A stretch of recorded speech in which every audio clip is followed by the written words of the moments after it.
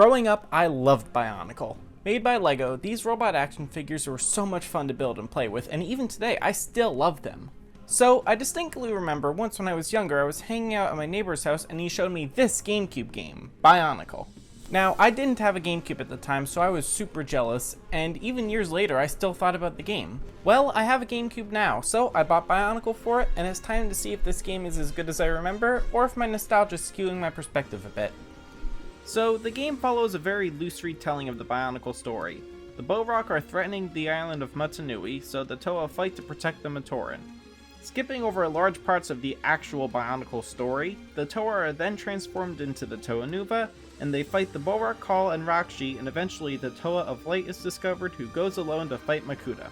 Now, if you know anything about Bionicle, you know that this is a very loose retelling of the story. Now, if you don't know anything about Bionicle, I'm sorry, it would take way too long for me to go in depth about the story here.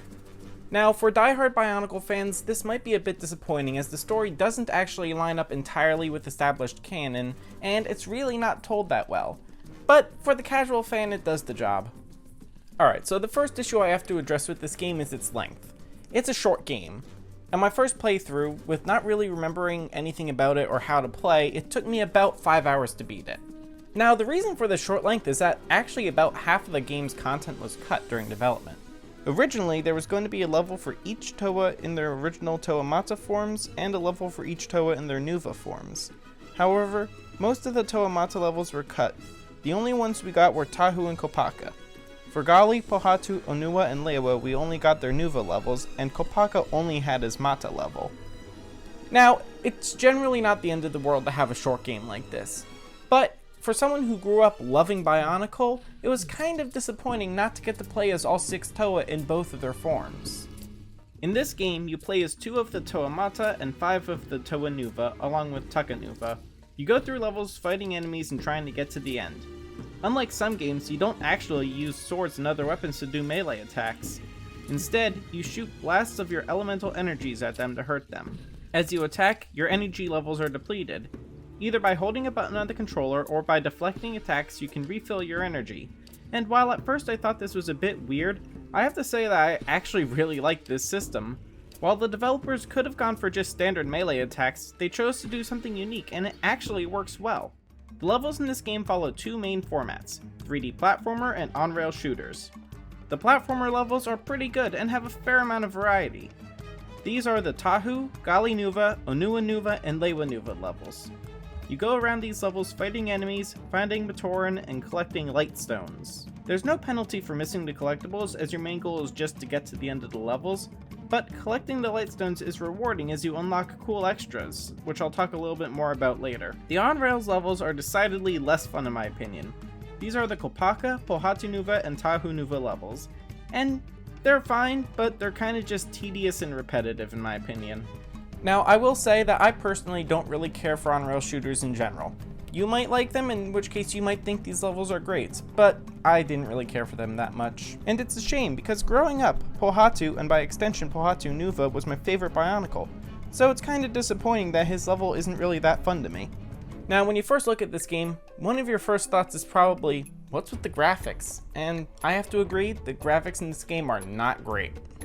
Now, I don't know about the PC version, but at least here, I feel the environments and character models would have been a bit more at home on the N64 than on the GameCube. However, if you compare how the Toa looked to how they looked in the first movie, Mask of Light, they actually look pretty good.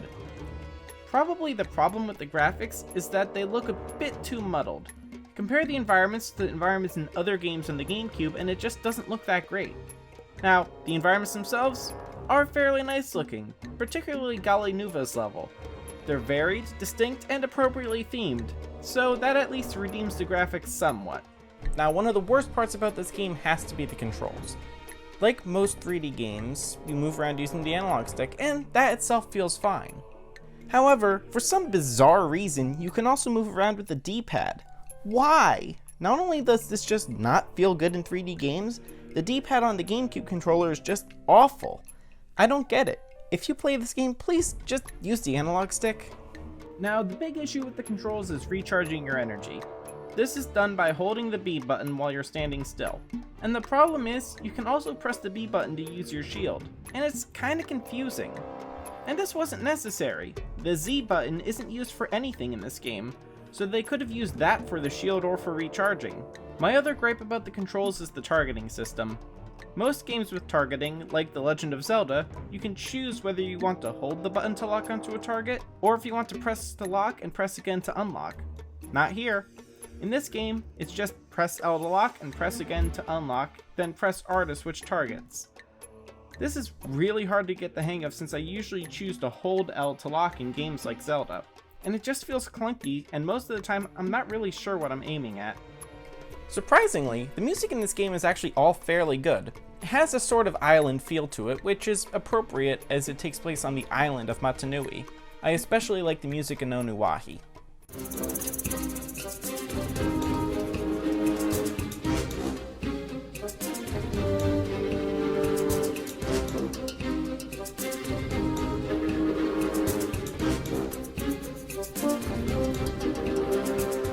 Now, while I like the music, I can't really say the same about the voice acting.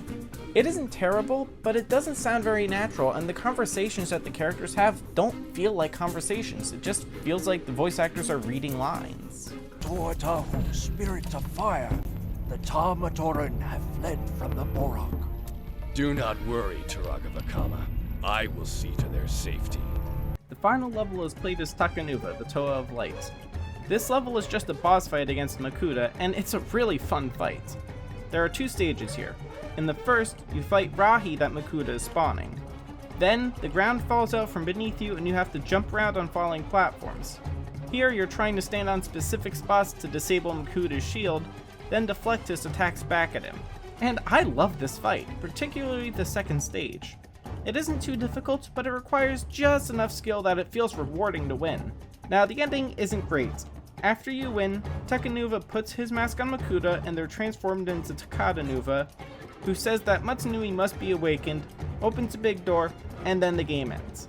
Now, this is kind of similar to how the first movie ends, but it's not that great and it's not really clear what's going on, so I'm not a fan of this ending.